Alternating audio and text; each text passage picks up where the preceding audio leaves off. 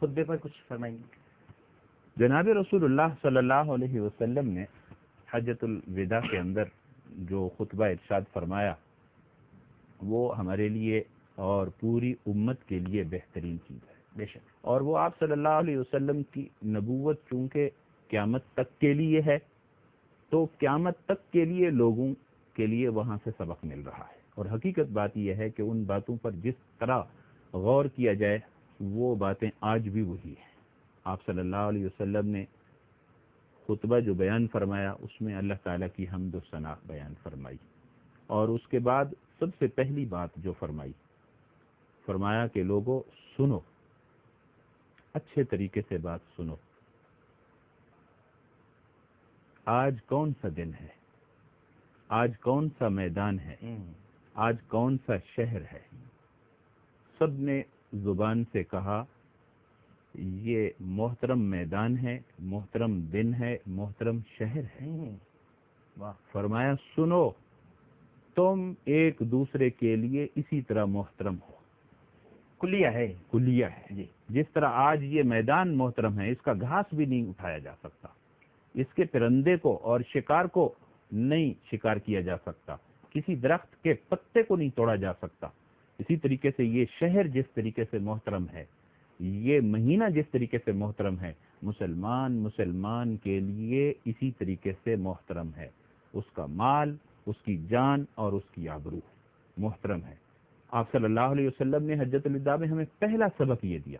آج اگر یہ پہلا سبق ہم یاد کر لیں کم از کم تو معاملہ ٹھیک ہو جاتا ہے، لیکن آج ہمیں وہ پہلا سبق بھی یاد نہیں ہے.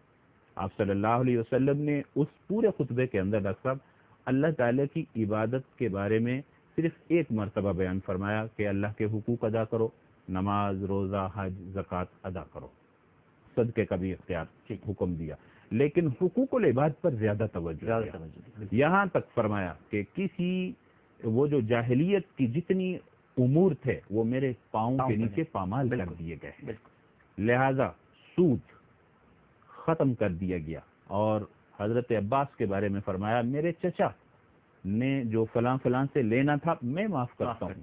جاہلیت کے قتل معاف کر دیے گئے، میرے فلاں ربیعہ بن عبد المطلب کا قصاص فلاں قبیلے سے لینا ہے، فرمایا میں معاف کرتا ہوں. لہذا آج کے بعد جاہلیت نہیں آنی چاہیے. اور اسی طریقے سے اللہ کے رسول نے خواتین کے حقوق پر بہترین اس وقت جامع تقریر فرمائی اور یہ فرمایا میرے سوال کا جواب دو، مسلمان کون ہے؟ میرے سوال کا جواب دو، مومن کون ہے؟ المسلم من سلم المسلمون من لسانہ ویدہ. مسلمان وہ ہے جس کی زبان اور ہاتھ سے دوسرا مسلمان نئی تکلیف میں آ سکتا. مومن وہ ہے المؤمن من امنہ الناس علی دمائہم واموالہم. مومن کے عزت اور آبرو اور مال پر ہاتھ نہیں اٹھا سکتا، اس وقت تک وہ مومن ہی نہیں ہو سکتا جب تک یہ صفات پیدا نہ کی جائے. اللہ کے رسول نے یہ ساری باتیں فرمائیں اور تاکید کرتے کرتے یہ بات فرما دی. حضرت شاذلی فرماتے ہیں کہ جب آپ صلی اللہ علیہ وسلم نے یہ خطبہ مکمل فرما دیا اس وقت اللہ تعالی نے ایک آیت نازل فرمائی، الیوم اکملت لکم دینکم واتممت علیکم نعمتی ورضیت لکم الاسلام دینا. یہ دین مکمل ہو گیا. آج اگر ہم مسلمان ہو کر زندگی گزارنا چاہتے ہیں اور پیارے رسول صلی اللہ علیہ وسلم کے عاشق بن کر زندگی گزارنا چاہتے ہیں تو ہر مسلمان مرد، عورت، بچہ، بوڑھا، جوان کو یہ خطبہ زبانی یاد ہونا چاہیے اور اس پر عمل کرنا چاہیے. ٹھیک ہے، بالکل صحیح. السلام علیکم. السلام علیکم. وعلیکم السلام. بھائی میرا نام احسان الہی ہے. جناب لیکن قربانی کے مسئلے میں ایک بات پوچھنی تھی کہ جیسے ہمارے والدین وفات پا گئے، ہم ان کے نام پہ قربانی کر سکتے ہیں؟ ٹھیک ہے. اچھا، دوسری بات یہ کہ جو دمبا ہے، دمبا لوگ مطلب 7 مہینے کا کہتے ہیں گھر پہ پلا ہو تو اس کی قربانی کر دینی چاہیے، لیکن کئی ایسے مطلب لوگ بول رہے ہیں کہ نہیں یہ 2 لاکھ کا ہونا چاہیے ضروری ہے. ٹھیک ہے. یہ 2 مطلب میرے معلومات. بہتر بالکل ٹھیک ہے. جی لیاقت صاحب. دیکھیے جی، قربانی کے حوالے سے ایک تو سب سے پہلے یہ یاد رکھیے گا کہ قربانی گھر کے اندر جتنے صاحب نصاب بالغ لوگ ہیں سب سے پہلے ان کی طرف سے کرنا واجب و ضروری ہے. ہمارے ہاں ایک کانسیپٹ ہے کہ میں نے پچھلے سال اپنی طرف سے کی تھی، اس سال میں جو ہے نا اپنی زوجہ کی طرف سے کروں گا. یا گھر کا کوئی ایک بڑا کر لیتا ہے، کہتے ہیں جی سب کی طرف سے ہو گئی ہے. یا میں نے 7 قربانیاں کر لی ہیں، اب مجھ پر واجب و ضروری نہیں، ہم کسی مرحومین کی طرف سے کریں گے. تو سب سے پہلے گھر کے جو صاحب نصاب لوگ ہیں، خواتین ہیں، جو بالغ بچے ہیں، ان کی طرف سے قربانی کریں. اس کے بعد نفلی قربانی آپ مرحومین کی طرف سے کریں گے تو بہت اچھی بات ہے، کرنی چاہیے آپ کو. لیکن یہ ہے کہ اپنے جو صاحبان نصاب ہیں ان کو چھوڑ کر اور آپ مرحومین کی طرف سے کریں، یہ بالکل غلط ہے اور یہ خلاف شرع ہے. دوسرا انہوں نے فرمایا دمبے کے حوالے سے، دیکھیں جی بکری اور بکرے کا حکم یہ ہے کہ اس کی عمر 1 سال پورا ہونی چاہیے. دمبے کے اندر استثناء یہ ہے کہ اگر وہ 6 ماہ ہے اور دیکھنے کے اندر اتنا فربا ہے، اتنا بڑا ہے کہ وہ سال بھر کا معلوم ہوتا ہے تو اس دمبے کی قربانی کی جا سکتی ہے. ٹھیک ہے، ایک اور کالر لیتے ہیں پروگرام میں. السلام علیکم. السلام علیکم. السلام علیکم. ہیلو، السلام علیکم. وعلیکم السلام. سر آپ ڈاکٹر احمد لے کر جی بات کر رہا ہوں، فرمائیے. جی سر، آپ کا پروگرام بہت اچھا ہے ماشاءاللہ سے. جی اور آپ کی باتیں وہ بھی ماشاءاللہ بہت اچھی ہیں. سر آپ جس پروگرام میں آتے ہیں اس کی تو رونق کے پروگرام کی بڑھ جاتی ہے. چلیں، سوال کیا کیجیے گا؟ جی سر، میں خانہ کعبہ میں جو ہے نا سر، جب ہم جاتے ہیں تو سر وہ کہتے ہیں نا کہ خانہ کعبہ میں اگر جائیں تو پہلی نگاہ خانہ کعبہ پہ پڑے تو جو دعا مانگے وہ قبول ہو جاتی ہے. جی کیا سر ہم جائیں، ہم اپنے لیے دعا کریں یا کوئی اور بھی جا کے ہمارے لیے دعا کر سکتے ہیں تو قبول ہو جائے گی؟ مطلب آپ اسپیسیفکلی اپنے لیے دعا کے لیے پوچھ رہی ہیں؟ جی جی سر. اچھا جی ٹھیک ہے. جی مفتی صاحب.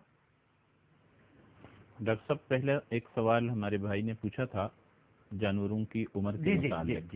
ڈاکٹر صاحب علامہ صاحب نے بہت اچھی وضاحت فرمائی. اسی سوال کو میں تھوڑا سا آگے لے کر چلتا ہوں اور پھر یہ بہن کے سوال کی طرف بھی آتا ہوں.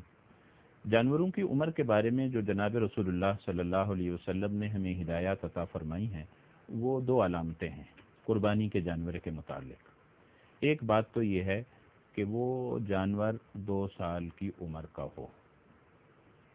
اگر وہ بڑا جانور ہے جیسے گائے ہے، بھینس ہے، لیکن یہ اس صورت میں ہو سکتا ہے جب کسی کے ہاں وہ جانور پیدا ہوا ہو یا کوئی ایسا آدمی اس کو دے رہا ہو جو قابل یقین ہو.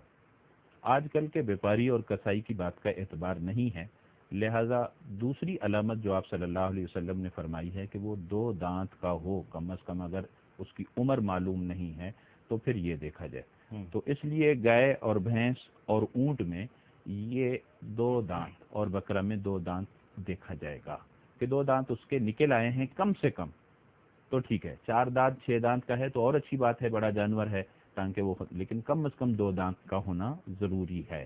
لیکن بکرا، گائے اور بھینس یہ 2 دانت 2 سال کے بعد ہوتا ہے. اونٹ کے متعلق میں خصوصاً عرض کرنا چاہتا ہوں، اونٹ کم از کم 5 سال کا ہونا ضروری ہے. اکثر مجھے دیکھنے میں آیا کہ لوگ اونٹ کی قربانی شوق سے کرتے ہیں تاکہ کافی بچے جمع ہو جائیں اور محلے والے جمع ہو جائیں، لیکن اس میں اس کی عمر کا خیال نہیں رکھا جاتا. تو 2 دانت کا اونٹ تب ہوتا ہے جب وہ کم از کم 5 سال کا ہو جائے. لہذا اس کا خیال رکھا جائے. کہیں ایسا بچے چھوٹے چھوٹے اونٹ کے بچے بھی نظر آتے ہیں 2 سال 1 سال کے، وہ ذبح کر رہے ہوتے ہیں، قربانی نہیں ہوگی. اچھا، بھیڑ اور دمبا کے بارے میں حضرت نے بھی فرمایا بالکل یہی بات ہے کہ اس میں 2 سال کا ہونا ضروری نہیں ہے، 1 سال کا بھی ضروری نہیں، 6 ماہ کا بھی اگر ہو اور تگڑا ہے تو وہ بھی جائز ہے. بالکل بالکل صحیح. سوال کیا ہماری بہن نے دوسرا یہ کہ جب بیت اللہ شریف پر پہلی نظر پڑتی ہے تو وہاں دعا کی جانے والی دعا قبول ہوتی ہے. بالکل اسی طرح کی بات ہے، جہاں دعائیں قبول ہوتی ہیں ان دعاؤں میں سے ایک دعا کا مقام یہ بھی ہے کہ بیت اللہ پر پڑنے والی نظر، پہلی نظر جو ہے وہ قبولیت دعا کی ہوتی ہے.